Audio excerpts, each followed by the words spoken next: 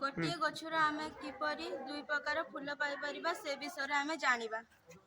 गोटे गछ आनले दुई पार्श्व चांछी देले भल भाव तापर गोटे धला फूल डाल नेले आ गोटे लाली फूल डाल नेले ताकू मध्य गोटे पार्श्व भल भाव चांछी देले से आलोवेरा भल भाव घसी देले एथिरे भी भल भाव घसी देले दुई पार्श्व नहीं भल भाव सेलोटेप माध्यम बांधी दबा।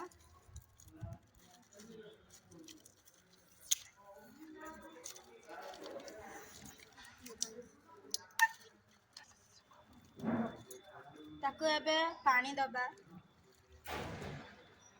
एबे ताकू ढांकुड़ी दबा किछि जमिति बाहरु किछि पानी पड़िबो नाही।